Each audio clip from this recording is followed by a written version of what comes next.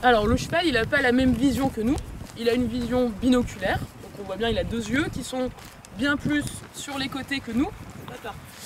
Donc ça a des incidences d'un point de vue pratique pour nous, donc c'est important de le savoir. Là, il me voit que de cet œil-là, et il me voit donc pas tout à fait distinctement. Cet œil-là, qui est quand même sur le côté assez latéral en fait, lui permet de voir presque jusqu'à sa croupe ici, et assez loin devant lui. Par contre, il ne me voit pas, on pense qu'il ne nous voit pas de façon tout à fait distincte, et qu'il a vraiment besoin de regarder avec ses deux yeux pour identifier ce qui se passe sur le côté. Ce qu'il a aperçu avec son œil, il a besoin de regarder avec ses deux yeux pour vraiment identifier l'objet ou le chien qui arrive sur le côté. Donc, pour nous, ça a une grande importance en randonnée, c'est pour ça qu'on va monter renne longue et surtout qu'on va laisser le cheval regarder.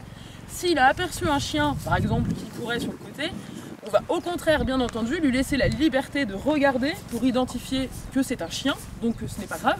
Ça va éviter ce côté surprise de cette chose qui bouge et qui n'est pas très nette pour lui de ce point de vue-là. Il a donc deux angles morts. Il y en a un qui est ici, et puis surtout, il ne va pas voir ce qui se trouve juste ici derrière lui. Donc là, je suis vraiment dans son angle mort.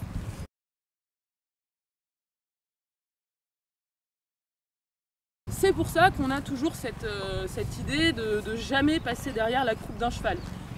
Donc il faut toujours prévenir le cheval, vérifier qu'il m'a vu, et entendu, que là les oreilles elles sont bien pointées vers moi, donc je le touche, je le parle, je suis un être humain.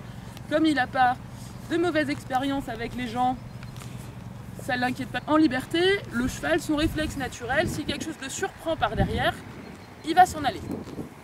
Si le cheval est attaché, il n'a plus cette possibilité-là de s'écarter d'un éventuel danger ou de quelque chose de surprenant du moins. Donc il ne va pas avoir d'autre alternative que de se défendre, dans le doute.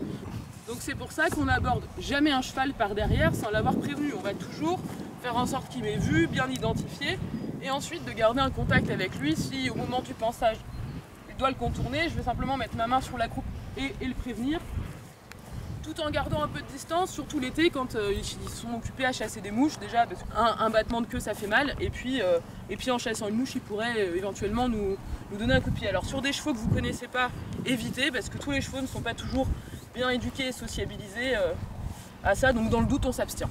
Et on prend toujours, même sur des chevaux qu'on connaît, énormément de précautions. Au pansage, le plus simple pour contourner le cheval, c'est vraiment de passer ici, où là je suis toujours en sécurité avec mon cheval.